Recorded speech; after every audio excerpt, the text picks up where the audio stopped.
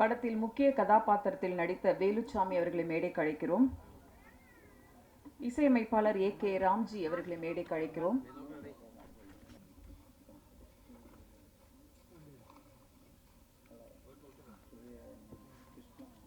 முக்கிய கதாபாத்திரத்தில் நடித்த கிருஷ்ணா அவர்களை மேடைக்கு அழைக்கிறோம்.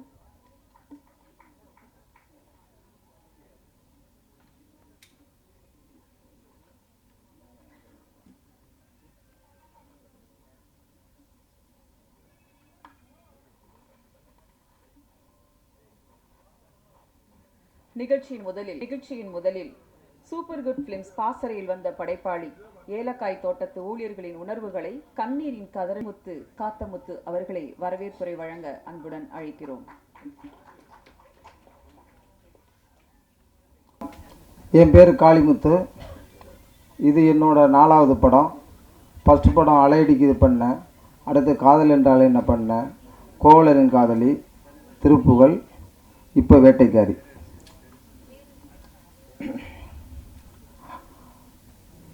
மதிப்பிற்குரிய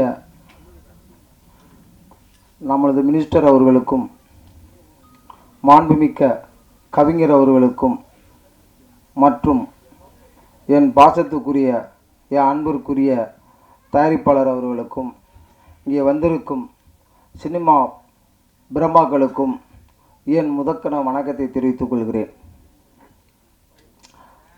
சுருக்கமாக நான் அந்த படத்தை பற்றி சொல்லிவிட்டு பெரியவங்கள்ட்ட பேச அழைப்போம். அதாவது, பாருக்குள்ளே நல்ல நாடு நம் நாடு என்றான் பாரதி. பசி பஞ்சம் பட்டினி பாருங்கள் இதுதான் இந்தியா என புதுக்கவிதை படிக்கிறது நமது குழந்தைகள். ஏலம் கிராம்பு வாங்க வந்த ஆங்கிலேயனை ஏன் என கேட்க வாயிருந்தும் ஊமையர்களாய் வெள்ளையனுக்கு குடைபிடித்தோம். இதுதான் வரலாறு. இந்த வரலாறு மறைந்து விட்டதா? இல்லை. இன்றளவும் இந்தியாவில் கொத்தடிமை என்பது இருந்து கொண்டுதான் இருக்கிறது. ஆனால் எல்லோரும் சொல்லுகிறார்கள் கொத்தடிமை முறையை ஒழிச்சாச்சு என்று. எல்லா தொழிலும் இருக்கு கொத்தடிமை. செங்கச்சூளையிலிருந்து இன்னும் நிறையா தொழிலில் கொத்தடிமை முறை இருக்குது. நான் பார்த்தது மலை மேலே இருக்கிற ஏலக்காய் தோட்டம். ஏலம் கிராம்பு வாங்க வந்த ஆங்கிலேயனை ஏன் என கேட்க வாயிருந்தும் ஊமையர்களாய் வெள்ளையனுக்கு குடைபிடித்தோம். இன்றைக்கு யாருக்கு குடைபிடித்து கொண்டிருக்கிறோம்? பெரிய பெரிய பணக்காரர்களுக்கும் கோடீஸ்வரர்களுக்கும். வெள்ளைக்காரன்ட்ட மேனேஜராகவும் அந்த எஸ்டேட்டுக்கு காவல்காரனாக இருந்தவங்கள்ட்ட அவங்க அந்த ஏலக்காய் தோட்டங்களை கொடுத்துட்டு போயிட்டாங்க. அங்கே வெறும் 200 ரூபா கூலிக்கு அந்த மக்கள் வேலை பார்க்குறாங்க. மழை வெயில் புயல் அட்டை பாம்பு மிருகங்கள் இவ்வளோ தொந்தரவுலையும் வேலை பார்க்குறாங்க. இந்த விஷயம் எனக்கு சொல்லப்படாத விஷயமா இருந்தது. அதனால் இந்த கதையை எடுத்து பண்ணேன். என் தங்கமான ப்ரொடியூசர் தங்கம்னு செலவு பண்ணார். ஆனால் ஒரு ஆர்டிஸ்ட்டு பட்ஜெட்டு இதுக்கு தக்கன எவ்வளோ செலவு பண்ணணும், எப்படி பிஸ்னஸ் பண்ண முடியும். இன்றைக்கி சினிமா பிஸ்னஸ்ங்கிறது ஒட்டுமொத்தமாக ஒன்றுமே இல்லை. இங்கே இருக்கிற அத்தனை மீடியா எல்லாருக்குமே தெரியும். ஐயா வைரமுத்து ஐயா அவர்கள் நேற்று முந்தானால ஒரு மீட்டிங்கில் பேசும்போது எல்லாரும் தமிழில் டைட்டில் வைக்கணும் அப்படின்னு ஒரு விஷயத்த சொல்லியிருந்தாங்க. அருமையான விஷயம், வாஸ்தவமான விஷயம். முத்தமிழ் கலைஞர் அவர்கள் தமிழில் டைட்டில் வச்சா வரி இல்லை, டாக்ஸ் ஃப்ரீ அப்படின்னு முன்னாடி இருக்கும்போது கொண்டு வந்தாங்க. அதில் என்னோட படம் திருப்புகழ் வரி இல்லாமல் வரி விலக்கு கிடச்சி அந்த படத்தை ரிலீஸ் பண்ணேன். அதுக்கு அடுத்து வந்தவங்க வரி விலக்கு கொண்டு வந்துட்டாங்க. ஒரு சின்ன படம் ப்ரொடியூசர் கவுன்சிலில் தயாரிப்பாளர் சங்கத்தில் ஒரு 5 கோடி 6 கோடி வரையும் தயாரிக்கிற படம் சின்ன படங்கிறாங்க. அந்த 5 கோடி சப்சிடி எத்தனை 30 பிரிண்ட்டுக்குள்ளே போட்டால் சப்சிடி தர்றாங்கிறாங்க. 30 பிரிண்ட்டுக்குள்ளே போட்டு படம் வெள்ளி சனி ஞாயிறு சின்ன படம் அதிகபட்சம் 3 நாள் தான். பாக்கியெல்லாம் படம்னா 1 வாரம். அந்த 1 வாரம் போடுற பெரிய ஆர்டிஸ்ட் படம் என்ன போடுறாங்க, 500 தேட்டர் 1000 தேட்டர்னு போடுறாங்க. அவங்க ஓரளவு வசூல் எடுத்துடுறாங்க. 30 தேட்டரை சப்சிடிக்காண்டி 7 லட்சம் ரூபாய்க்காண்டி சப்சிடிக்காண்டி 30 தேட்டரில் போட்டு இந்த ஒரு 4 லட்சம் ரூபாய்க்கு படத்தை பண்ணி அந்த காசு எடுக்க முடியுமா? எடுக்க முடியாது. அதனால் இங்கே நம்ம அமைச்சர் இருக்காங்க, ஐயா இருக்காங்க, கவிஞர் ஐயா, இவங்கெல்லாம் சேர்ந்து அந்த வரி விலக்கை திரும்ப கொண்டு வந்தால் சினிமாவுக்கு கொஞ்சம் நல்லா இருக்கும். அப்புறம் இப்போ சீரியலில் போய் இந்த கொரோனா சமயத்தில் சீரியலில் ஒர்க் பண்ணேன், படம் வேலை இல்லைன்னு. அதில் சீரியல் பார்த்தா 1.5 கால் சீட்டு இருக்குது. 9 மணி போனால் 1.5 கால் சீட்டு. ஆனால் சினிமாவுக்கு 6 மணிக்கு மேலே போனால் 2 கால் சீட்டு. எப்படி சின்ன படங்கள் பண்ண முடியும், எப்படி ரிலீஸ் பண்ண முடியும்? ஆனால் இவ்வளவுக்கும் முகம் சுளிக்காமல் எனக்கு என்னோட தயாரிப்பாளர் நான் கேட்டதெல்லாம் பண்ணார். நான் தான் சிலது போதும் சிலது வேணாம் அப்படிங்கிறதுக்காக நான் நிராகரித்து சில விஷயங்கள் பண்ணினேன். அப்புறம் இந்த படத்தோட டைட்டிலை பற்றி நான் சொல்லணும். வேட்டைக்காரி. இந்த மலை மேலே விருதுநகர் ராஜபாளையம் பக்கத்தில் மேற்கு தொடர்ச்சி மலை மேலே ஒரு 6 ஹவர் மேலே மலை மேலே போகணும். ஒரு சைக்கிள் கூட போக முடியாது, ஒத்தையடி பாதை கூட இல்லை. அந்த மாதிரி லொக்கேஷனில் தான் ஏலக்காய் தோட்டம் தமிழ்நாடு பாடு கேரளா பாடுற தமிழ்நாடு பாடுற முடிகிற இடத்துல இருக்குது. அந்த லொக்கேஷனில் கொண்ட காட்டினேன், பிடிச்சிட்டு ஓகேன்னு சொல்லிட்டாங்க.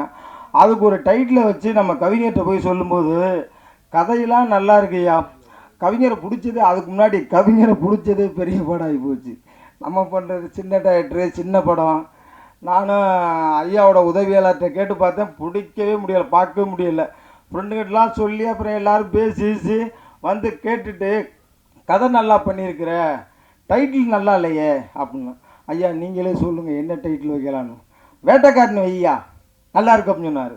வந்து சொன்னேன், அத்தனை பேரும் இதே மாதிரி தான் சூப்பராக இருக்குது சூப்பராக இருக்குது சூப்பராக இருக்குது அப்படின்னு சொன்னாங்க. இன்றைக்கி வரை எல்லாருமே நல்லா இருக்குது அப்படின்னு சொல்லி அது சந்தோஷமாக அமைஞ்சு போச்சு. இந்த கதைக்கு ரொம்ப பொருத்தமாக இருந்துச்சு. அதாவது கிட்டத்தட்ட வேட்டைக்காரி அப்படிங்கிறது இது ஒரு 4 பாட்டு 5 பாட்டு எடுக்கலாம் அந்த படத்தை. இந்த படத்தோட ஓப்பனிங் மட்டும்தான் இந்த கதை. இதோட செகண்ட் பார்ட் வந்து 20% ஷூட்டிங் முடிஞ்சாச்சு. அடுத்து உடனே இதை ஆரம்பிக்கிறோம். பாட்டு கேட்டேன், 2 பாட்டு தானே அப்படின்னு சொல்லிட்டு அழகா, அதாவது மிருகங்களுக்கும் மனிதர்களுக்கும் இருக்கிற வேறுபாட்டை வித்தியாசப்படுத்தி அழகாக எனக்கு பாடல் வரிகள் எழுதி கொடுத்தாங்க. அதை ஐயா வாயில் சொன்னால் தான் அது அருமையாக இருக்கும். எனக்கு அந்த அளவுக்கு விளக்கமாக சொல்ல தெரியாது. அதாவது நம்ம பட்டா போட்டு வாழ்கிறோம், மிருகங்கள் காட்டுக்குள்ளே பட்டா போட்டு வாழ்கிறதில்ல. அந்த மாதிரி நிறையா தத்துவங்களை மனிதர்களுக்கும் மிருகங்களுக்கும் உள்ள விஷயங்களை தத்துவத்தை சொல்லி அருமையாக இது பண்ணியிருக்காங்க. படம் நல்லா வந்திருக்கு. எல்லாம் வல்ல அந்த ஸ்ரீ சாம்பிராணி கருப்பர் புண்ணியத்தில் படம் ஒவ்வொன்று வெற்றி அடையணும் அப்படின்னு வேண்டிக் கொண்டு நான் விடைபெறுகிறேன். நன்றி, வணக்கம்.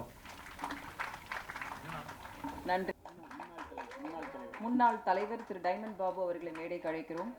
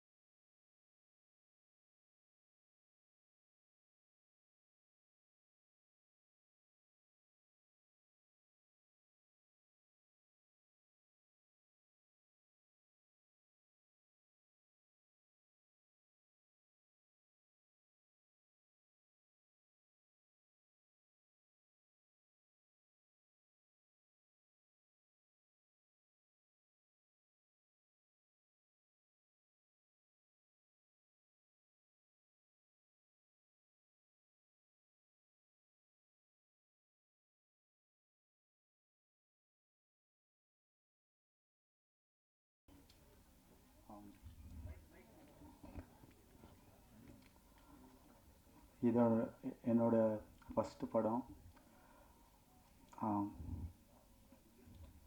இந்த படத்தில் சான்ஸ் கொடுத்த ப்ரொடியூசர் சார், டைரக்டர் சாருக்கு நான் இந்த ஸ்டேஜ் யூஸ் பண்ணி ரொம்ப தேங்க் பண்ணிக்கிறேன்.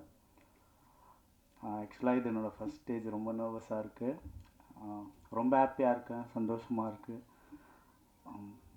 ப்ளீஸ் எல்லோரும் படத்தை போய் தேட்டரில் பார்த்து ப்ளீஸ் சப்போர்ட் பண்ணுங்கள். தேங்க்யூ எல்லாருக்கும். இங்கே கூடியிருக்கும் அனைவருக்கும் வணக்கம். 2010 ஒரு படம் ஹீரோவாக பண்ணேன், ஏனிந்த மயக்கம். அப்புறம் 10 இயர்ஸ் பேக் அப்புறம் டைரக்டர் காளிமுத்து அவர்கள் எனக்கு ஒரு வில்லன் கதாபாத்திரம் இந்த படத்தில் கொடுத்துருக்காரு. மிக்க நன்றி. ப்ரொடியூசர் சாருக்கும் ரொம்ப நன்றி. இந்த படத்தை பற்றி லொக்கேஷன் எல்லாமே அவர் சொல்லிட்டாரு. எல்லாருமே இந்த படத்தில் ரொம்பவே ஹார்ட் ஒர்க் பண்ணியிருக்கோம். ப்ரொடியூசர் வந்து இந்த படத்தில் வந்து என்ன, அவர்கிட்ட ஒரு கெட்ட பழக்கம் இருக்குது. சாப்பிட்லன்னு சொன்னார்னா போதும், எவ்வளோ ஒன்றா சாப்பிடுக்குன்னு சொல்லுவார். ஸோ அதுக்கு எக்கச்சக்கமாக செலவு பண்ணுவார். மலை மேலே பார்த்தீங்கன்னா உங்களுக்கு வந்து எதுவுமே கிடைக்காது. ஸோ நான்வெஜ்லேருந்து எல்லாமே கீழேருந்து கொண்டு அரேஞ்ச் பண்ணி இந்த மாதிரி ஒரு ப்ரொடக்ஷன் நான் பார்த்ததில்ல லைஃப்பில். ஸோ டெஃபினட்டாக ரொம்ப சூப்பராக அரேஞ்ச் பண்ணார். கண்டிப்பாக அவருக்காக இந்த படம் ஓடணும், கடவுள்கிட்ட வேண்டிக்கிறேன். டெஃபினட்டாக இந்த படம் வந்து எல்லா சேனல் மெம்பர்ஸும் கொஞ்சம் சப்போர்ட் பண்ணுங்கள். தென் டிஸ்ட்ரிபியூட்டர்ஸ் தயவுசெய்து பாருங்கள் படத்தை. புது ஹீரோ புது ஹீரோயின் பார்க்காதீங்க. ஹீரோயின் வேறு லெவல். அவங்க வந்து மலையில் வந்து கேரவன்லாம் எதுவுமே கேட்கல, சின்ன ஒரு ரூமு அதுலேயே அட்ஜஸ்ட் பண்ணிட்டு படம் பண்ணாங்க. ரொம்ப டெடிக்கேஷன், நல்லாவே பண்ணாங்க. நான் வந்து ஒரு ஹீரோ லெவலில் அவங்கள பார்த்தேன். ரொம்ப ஃபைட்லேருந்து எல்லாமே. So excellent. இந்த படம் என்னோடய மெயின் ரீசன் என்னன்னா, டைரக்டர் ரொம்ப மிகப்பெரிய ஒரு நன்றி சொல்லிக்கிறேன். Thank you so much.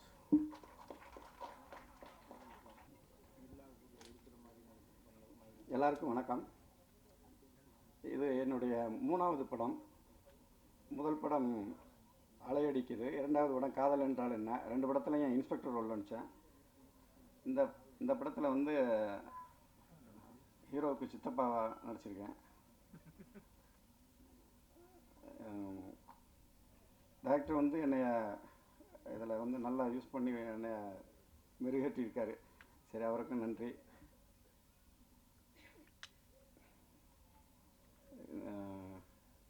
வேறு ஒன்றும் சொல்ல முடியல. இந்த படத்தை எல்லோரும் தியேட்டரில் போய் பாருங்கள். அந்த படம் நல்லா வந்திருக்கு. எல்லோரும் சப்போர்ட் பண்ணுங்கள். பத்திரிக்கைக்காரங்க எல்லாருமே எனக்கு சப்போர்ட் பண்ணுங்கள். படத்தை எல்லோரும் தியேட்டரில் பாருங்கள். இந்த படத்தை வெற்றி அடைவீங்க. நன்றி.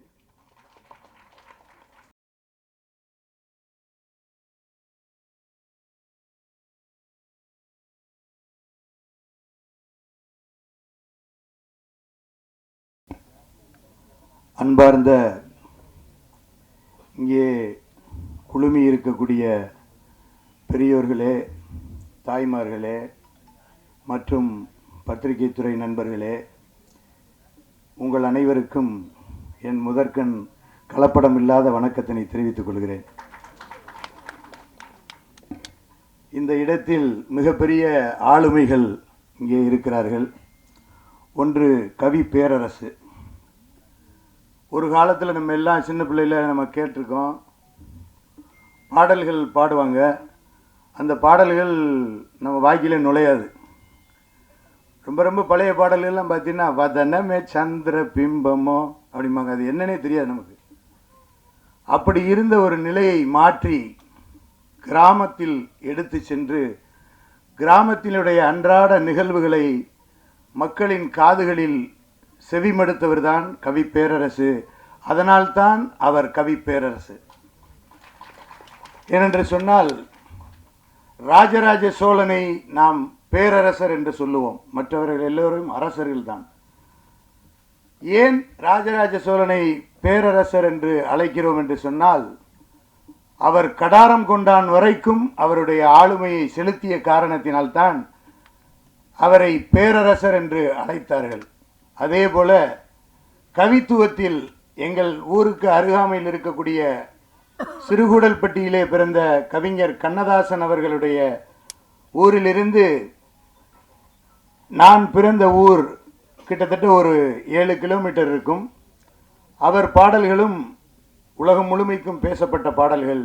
அதையும் தாண்டி உலகத்தில் இருப்பவர்கள், மொழி தெரியாதவர்களையும் முணுமுணுக்க வைத்த பாடல்களை கொடுத்தவர் கவி பேரரசர் அவர்கள். அடுத்ததாக இங்கே வந்திருக்கக்கூடிய அமைச்சர் அவர்களை நான் சொல்லியே ஆக வேண்டும். எனது சித்தப்பா அவர்கள் எங்கள் தொகுதியிலே ஒரு முறைக்கு மேல் வென்றவர்கள் யாரும் கிடையாது. சே மாதவன் கேள்விப்பட்டிருப்பீர்கள். அவர் 2வது முறையாக வெற்றி பெற்றார். 2வது முறையாக வெற்றி பெற்றார் என்று சொன்னால் கிட்டத்தட்ட 15-20 ஆண்டுகளுக்கு கழித்து வெற்றி பெற்றார். தொடர்ந்து 5வது முறையாக சட்டமன்ற உறுப்பினராக எங்கள் தொகுதியிலே அவர் வெற்றி பெற்று கொண்டிருக்கிறார் என்று சொன்னால், அவர் சார்ந்த இயக்கம் கடந்து, மொழி கடந்து, மதம் கடந்து, இனம் கடந்து அனைவரையும் நேசிக்கக்கூடியவராக இருக்கிற காரணத்தினால் இன்றளவிலும் அனைவரையும் கவர்ந்து 5வது முறையாக சட்டமன்ற உறுப்பினராக பொறுப்பேற்றிருக்கிறார். உண்மையிலேயே என்னை பொறுத்தவரையிலே என் மகன் இங்கே டாக்டரு, அவர் வந்திருக்காரு. நான் சொன்னேன், டேய் ஐயா வர்றாருடா அப்படின்னு. உடனே நான் கீழே ஜீப்பில் இறங்கி நின்றுக்கிட்டு மைக்கில் பேசினேன். அதிகபட்சம் இருந்தால் 5 நிமிஷம் இருக்கும். கடகடன்னு கிளம்பிட்டு, அப்பா நான் ரெடி வந்துட்டேன் அப்படின்னா. ஏன்னா எங்களுடைய குடும்பத்தில் இருப்பவர்கள் அனைவரும் சித்தப்பா என்று சொன்னால் ஏதோ ஒரு பேச்சிற்காக சித்தப்பா இல்லை. உண்மையிலே என் தகப்பனோடு பிறந்த சித்தப்பாவை கூட அந்த அளவுக்கு நினைத்ததில்லை. அந்த அளவிற்கு எங்களுடைய மனங்களை கவர்ந்தவர் இந்த வேட்டைக்காரியை துவக்கி வைப்பதற்கு வந்திருக்கிறார் என்று சொன்னால் நீங்கள் இந்த தயாரிப்பாளர் கவலைப்பட வேண்டாம். வெற்றிக்கு சொந்தக்காரர் அவர். நிச்சயமாக உங்கள் படம் வெற்றி அடையும் என்பதிலே இருவேறு கருத்து இருக்க முடியாது. கவிஞருடைய கவித்துவத்தை நாம் பார்த்தோம். இந்த படத்தினுடைய அடி விஷயத்தை நாம் பார்த்தோம். இங்கே நகரங்களிலெல்லாம் சமநிலை இருக்கிறது, ஆனால் மக்களிடத்திலே சமநிலை இல்லை. காடுகளில் சமநிலை இல்லை. ஆனால் மரங்கள், குருவிகள், பறவைகள் அனைத்தும் சமநிலையோடு வாழுகிறது என்பதை முதல் பாடலிலே அவர்கள் வெளிப்படுத்தினார்கள். அதை பார்த்தோம். அதை பார்த்த பொழுது மக்கள் எல்லாம் இப்பொழுது நாம் நேசிக்க தவறிவிட்டோம். இப்பொழுது கூட சொன்னார், செங்கல் சூளையிலே அடிமைத்தனம் இருக்கிறது என்று சொன்னார். அதற்கு காரணம் என்ன? ஒருவருக்கொருவர் மனித நேசத்தை நாம் மறந்துவிட்டோம். பணத்தின் மீது நாம் நாட்டம் கொண்ட காரணத்தினாலே மனித நேசத்தை நாம் மறந்துவிட்டோம். நான் எனது சித்தப்பாவை பற்றி சொல்லுகிற பொழுது அவருடைய நேசத்திற்குத்தான் நாங்கள் எல்லாம் அடிமை என்பதை சொன்னேன். நாம் இங்கே சென்னையிலே நாம் பார்த்தோம், தரையிலே நடப்பவர்கள் எல்லாம் தண்ணீரிலே தத்தளித்து கொண்டிருந்தோம். அதற்கு காரணம் என்ன? பக்கத்து வீட்டிலே அருகாமையிலே வசித்து கொண்டிருந்தவர்கள் அந்த தண்ணியில் தத்தளிச்சதுக்கு அப்புறம் மேலிருந்து பார்த்து, ஹலோ உங்களை எங்கேயோ பார்த்த மாதிரி இருக்குடே, 10 வருஷமா உன்னோட தான் பக்கத்து வீட்டில் குடியிருக்கேன் அப்படின்ற நிலை இருந்தது நாம் பார்த்தோம். அதற்கு காரணம் என்ன? மனிதநேயம் கொஞ்சம் கொஞ்சமாக குறைந்து விட்டது. நாம் வீடுகளிலே இருக்கக்கூடிய நல்ல நிகழ்ச்சிகள், சுப நிகழ்ச்சிகள் எல்லாம் பார்ப்போம். அங்கெல்லாம் பார்த்தீங்கன்னா ஒரு கல்யாண வீட்டுக்கு போகிறோம், ஒரு துக்க வீட்டுக்கு போகிறோம், எந்த வீட்டுக்கு போனாலும் அந்த வீட்டில் இருக்கக்கூடிய சொந்தக்காரர்கள் எல்லாம் வரவேற்பாங்க. நான் இன்னைக்கு ஒரு வீட்டுக்கு நான் விருந்துக்கு போயிருக்கேன். 3 பிள்ளைய நல்ல கலராக 3 பிள்ளைய நிற்கிறாங்க. வாங்க வாங்க வரவேற்கிறாங்க, எல்லாமே கொடுக்குறாங்க. நம்ம சொந்தஞ்சுரத்தில் இப்படி ஒரு பிள்ளைய கலராக பார்த்தது இல்லையே, வித்தியாசமாக இருக்கே அப்படின்னு கேட்டால் அதை கூட வாடகைக்கு அமர்த்தி வரவேற்கிற நிலை இன்று மாறி இருக்கிறது.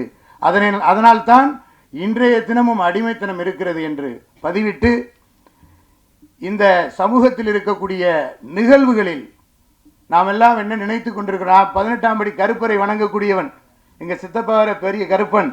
ஆகவே கருப்பரெல்லாம் உங்களுக்கு நாங்கள் வந்திருக்கிறோம். நீங்கள் இந்த மூவிக்கு பேரும் ஆரம்பத்திலே கருப்பருடைய ஆசி இருக்கிறது என்று சொல்லி இருக்கிறீர்கள். நிச்சயமாக இந்த பட்டம் வெற்றியடைய வேண்டும். அது காவல்துறையின் சார்பாக நான் முழு மனதோடு வாழ்த்துகிறேன். மேலும் வேட்டைக்காரியினுடைய புகழ் ஓங்குவட்டும். உங்களுடைய இந்த படத்தினுடைய ஹீரோ அதில் பார்க்கல வேறு மாதிரி இருக்கார், இங்கே பார்க்கல வேறு மாதிரி இருக்கார். ஒருவேளை டபுள் ஆக்டாக வந்துட்டீங்களா என்னன்னு தெரியல. ஸோ அந்த அடிப்படையில் நீங்கள் எல்லோரும் இன்புற்று வாழ வேண்டும். அவர் நம்ம வேலுசாமி கேட்டுக்கொண்டது போல நீங்கள் எல்லாம் படத்தை தியேட்டரிலே சென்று பார்த்தீர்களானால் இப்பொழுது இது போன்ற புதுமுகமாக வரக்கூடியவர்கள், புதுமுகமாக வரக்கூடிய தயாரிப்பாளர்கள் எல்லாம் ஓங்கி வளர்வதற்கு ஒரு வழிவகை இருக்கும் என்று கூறி, என்னையும் இந்த மிகப்பெரிய ஒரு விழாவிலே அழைத்ததற்கு மீண்டும் ஒரு முறை கலப்படமில்லாத நன்றியினை தெரிவித்து உரைக்கு திரையிடுகிறேன். நன்றி, வணக்கம். அடுத்து நம்ம பேரரசை பற்றி சொல்ல மாட்டேன். எங்கள் ஊர் பக்கத்தூர்காரரு, நம்ம சொந்தக்காரரு, ஒரு அடிப்படையிலிருந்து மிகப்பெரிய லெவலுக்கு வந்தவர். பேரரசு அவருடைய படங்கள் எல்லாம் வெற்றி படங்களை தந்தவர். அவரும் இங்கே வந்திருக்கிறார். நிச்சயமாக அடுத்து அவரோட ஒரு கூட்டணி அமைச்சு அடுத்து நீங்கள் பண்ணுங்க. உங்களுடைய வாழ்த்துக்கள். நன்றி, வணக்கம். மேடையில் இருக்க பெரிய எல்லாரையும் வணங்கிக்கிறேன். அரங்கத்துக்குள்ள வாழ்த்து வருகை தந்திருக்கின்ற சினிமா நலம் விரும்புகள் அனைவருக்கும், எங்களை வளர்த்து விட வருகை தந்திருக்கின்ற பத்திரிகை ஊடகத்துறையைச் சேர்ந்த அத்துணை சொந்தங்களுக்கும், தயாரிப்பு நிறுவனம் கருப்பர் பிலிம்ஸ் குடும்பத்தார்களுக்கும், இயக்குனர் காளிமுத்து அண்ணன் அவர்களுக்கும் நன்றி கலந்த வணக்கம் தெரிவிச்சுக்கிறேன். ராம்ஜி சாருக்கு நான் ஸ்பெஷல் தேங்க்ஸ் சொல்லணும். ஏன்னா இந்த வேட்டைக்காரி மேடை எனக்கு ஒரு அற்புதமான மேடை. நான் நன்றி சொல்லக்கூடிய உலக மக்களின் ஒப்பற்ற கவிஞர் உலக தமிழ் மக்களின் ஒப்பற்ற கவிஞர் ஐயா கவிப்பேரரசு ஐயாவோட அவர்களுடைய 4வது பாடல். நான் அந்த பாட்டு எனக்கு ஐயா அவர்கள் இயற்கை சார்ந்த விஷயங்கள் நான் பாடியிருக்கிற எல்லா பாட்டுமே ஒரு முத்தான பாட்டு. எனக்கு கிடைச்ச முதல் வாய்ப்பு இடம்பொருள் ஏவல் அப்படிங்கிற ஒரு படத்தில் வையம்பட்டி வாழைக்குட்டி அப்படி ஒரு பாட்டு. வையம்பட்டி வாழைக்குட்டி தப்பாட்டம் போடு தோளை தட்டி அப்படின்னு ஒரு பாட்டு. அந்த பாட்டு முழுக்க மலை சார்ந்த மக்கள் வாழ்வியல், நம்ம இயற்கையை எப்படி பாதுகாக்கணும் அப்படிங்கிற ஒரு தத்துவார்த்தமான பாட்டு. அந்த பாட்டு எனக்கு கிடைச்ச முதல் பாட்டு. நான் கடவுளுக்கு நன்றி சொல்கிறேன். 2வது பாட்டு இடிமுழக்கம், மிக விரைவில் ரிலீஸ் ஆக போகுது. இடிமுழக்கத்தில் ரகுநந்தன் சார் இசையில் நான் அந்த பாட்டு நான் பாடியிருக்கிறேன். அந்த பாட்டு ரிலீஸ் ஆகலை, இல்லைன்னா அது ஒரு வரியை பாடியிருப்பேன். 3வது பாடல் வந்து ஐயா அவர்கள் ஒரு 100 பாடலை வச்சு ஒரு மிகப்பெரிய படைப்பு பண்ணிக்கிட்டு இருக்காங்க, நாட்படு தேரல் அப்படின்னு. 100 இசையமைப்பாளர்கள், 100 பாடகர்கள், நிறைய பேர் அதில் வந்து அடையாளம் பெறக்கூடிய ஒரு வாய்ப்பு. அந்த இதில் வந்து எனக்கு ஒரு முக்கியமான பாடல், அந்த 100 பாட்டிலையும் எவ்வளோ பாடல்களை படைத்த கவிப்பேரரசு ஐயா அவர்களுடைய வரலாற்று பாடல் நான் இசையமைச்சு பாடக்கூடிய வாய்ப்பு எனக்கு கிடச்சிச்சு. நான் அந்த வேளையில் ஐயாவுக்கு நான் எப்போ என்னுடைய நன்றி அவருடைய பாதத்தில் வைக்க கடமைப்பட்டிருக்கிறேன். ஐயா சொல்லி தான் இந்த பாட்டு கூட, அந்த 4வது பாட்டு கூட எனக்கு இந்த வாய்ப்பு கிடச்சிச்சு. நான் வந்து பொதுநலமாக ராம்ஜி சார் நிறையா படம் மியூசிக் பண்ணணும்னு வேண்டிக்கிறேன். சுயநலமாக எல்லா படத்துலையும் என்னைய பாட வைக்கணும்னு வேண்டிக்கிறேன் இல்லைங்க சார். அதனால் ஐயாவுடைய வரலாற்று பாடல் மேற்கு தொடர்ச்சி மலையழைச்சு போகும் மேகாட்டுமே மூச்சு வாங்கி போகும் அப்படிங்கிற ஒரு பாட்டு. எனக்கு எப்போல்லாம் மனசு துன்பமாக இருக்கோ அப்போல்லாம் அந்த பாடலை கேட்பேன், அந்த பாட்டை பார்ப்பேன். அந்த அளவுக்கு ஒரு ஆத்மார்த்தமான பாடல். 4வது பாடலை எனக்கு இந்த ஒரு நல்ல வாய்ப்பை கொடுத்த வேட்டைக்காரி குடும்பத்துக்கு நான் நன்றி தெரிவிச்சுக்கிறேன். மக்கள் எல்லாம் போய் தியேட்டரில் படத்தை பாருங்கள், வாழ்த்துங்க, வளர்றோம். பாட்டில் 2 வரியை பாடுங்க. பாடுங்கண்ணே. பொடி நடையா போவோம்மா காட்டுக்குள்ள, அந்த பாதம் மட்டும் தான் எனக்கு ஞாபகம் இருக்குது. நான் லேட்டாக தான் வந்தேன், பாட்டு முடிஞ்சிருச்சு. ஆனால் ராம்ஜி சார் வந்து கடின உழைப்பாளி, நல்லா கம்போஸ் பண்ணியிருக்கேன். இந்த 2 பாட்டு தான் நீங்கள் கேட்டிருப்பீங்க. இன்னும் நிறைய பாடல்கள் பண்ணி வச்சுருக்காங்க. அதில் 2-3 பாட்டு நான் கேட்டிருக்கிறேன். அந்த ஒரு நம்பிக்கையில் தான் சொல்கிறேன், நிறைய படம் நீங்கள் மியூசிக் பண்ணுவீங்க, எனக்கும் பாட வாய்ப்பு தகவல் வேண்டிக்கிறேன். மற்றபடி எல்லாருமே வாழ்த்துங்க, எல்லாருக்கும் நன்றி தெரிவிச்சுக்கிறேன். அனைவருக்கும் வணக்கம். இந்த வேட்டைக்காரி படத்துக்கு என்னை இசையமைப்பாளன வாய்ப்பு கொடுத்த எனது அன்பு நண்பர் காளிமுத்து காத்தமுத்து அவர்களுக்கும், தயாரிப்பாளர் விஷ்ணுபிரியா வேலுச்சாமி அவர்களுக்கும் மிகவும் முக்கிய நன்றி தெரிவித்துக் கொள்கிறேன். மாண்புமிகு அமைச்சர் அவர்கள் இந்த மேடையில் என்னுடைய ஆடியோ ரிலீஸில் வந்திருக்கிறத நான் ரொம்ப பெருமை நினைக்கிறேன்.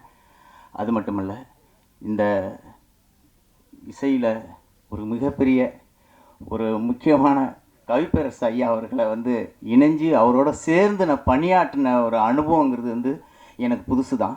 புதுசாக இருந்தாலும் அவருடைய வரிகள் ஒவ்வொன்றும் இந்த பாடல்களை தூண்டுதல் பண்ணுறது போல் எனக்கு வந்து ஒவ்வொரு கம்போசிங் வந்து வார்த்தைகள் அப்படி அற்புதமாக, எந்த ஒரு பிசுறு இல்லாமல், எந்த ஒரு வேர்டும் எடுக்காமல் அப்படியே அமைந்த அனுபவங்கள் அவர் நான் எங்கேனாலும் பேசக்கூடிய அளவுக்கு இருந்தது. அதனால் எனக்கு அவருடைய பணியாற்றுங்கிறது மிகப்பெரிய எனக்கு வந்து ஒரு வெற்றி கிடைச்சிருச்சுங்கிற ஒரு நம்பிக்கை ஏற்படுத்தினது. அதே போல் இந்த படத்தை வந்து ரொம்பவும் முக்கியமாக சொல்லப்போனால் தயாரிப்பாளர் மிகவும் ரொம்ப அற்புதமாக சப்போர்ட் பண்ணி இயக்குனருக்கு நண்பராக இருந்து இந்த படத்தை நல்ல விதமாக முடிச்சிருக்காங்க. இந்த படத்தோட இயக்குனர் மிகப்பெரிய கஷ்டம். ஏன்னா இந்த மாதிரியான ஒரு பெரிய ஃபாரஸ்ட்டில் வந்து இவ்வளோ ஒரு யாருமே போக முடியாத ஒரு இடத்த பிடிச்சி இதுதான் எனக்கு வேணும் அப்படிங்கிற ஒரு ஸ்டெப்பனாக இருந்து இந்த படத்தை முடித்தாருங்கிறது எல்லாருக்குமே கண்ணீரே வந்துடும். அந்த மாதிரியான ஒரு லொக்கேஷனை அவர் பிடிச்சி இந்த ஸ்கிரிப்டை பண்ணியிருக்காரு. படம் பார்த்து அந்த ஆர்ஆர் பண்ணும்போது அந்த படம் பார்க்கும்போதே நமக்கே தன்னறியாத ஒரு பயங்கரமான ஒரு இந்த மாதிரியான ஒரு படங்கள் நமக்கு கிடைச்சதை நம்ம வந்து மிகப்பெரிய ஒரு வரப்பிரசாதமாக நினைக்கணும் அப்படிங்கிற மாதிரி எனக்கு ஒரு சந்தோஷம் இருந்தது. அதே போல் இந்த படத்தில் நடிச்சிருக்கிற ஆர்டிஸ்ட்டுங்க சஞ்சனா சிங்லேருந்து ஹீரோ எல்லாருமே ரொம்ப சப்போர்ட் பண்ணியிருக்காங்க. பவர் சிவா சார் டான்ஸ் கூட நல்லா கோஆப்ரேட் பண்ணியிருக்காரு. ரமேஷ் சார் அசிஸ்டண்ட்லாம் வந்து மிகப்பெரிய சப்போர்ட்டிவாக நல்லா டைரக்டருக்கு ஒர்க் பண்ணியிருக்காங்க. எல்லா டெக்னீஷியன்ஸும் நல்லா ஒர்க் பண்ணியிருக்காங்க. பத்திரிகையாளர் நண்பர்களும் சரி, இந்த படத்துக்கு நீங்கள் கொடுக்குற சப்போர்ட்டு தான் எல்லா எல்லா இயக்குனர்லேருந்து, மியூசிக் டைரக்டர்லேருந்து, அசிஸ்டண்ட்டுங்கலேருந்து எல்லாருக்குமே நல்ல ஒரு வெற்றியை வந்து கொடுக்கும். நீங்கள் தான் சப்போர்ட் பண்ணணும் எல்லாருக்கும். தேங்க்யூ.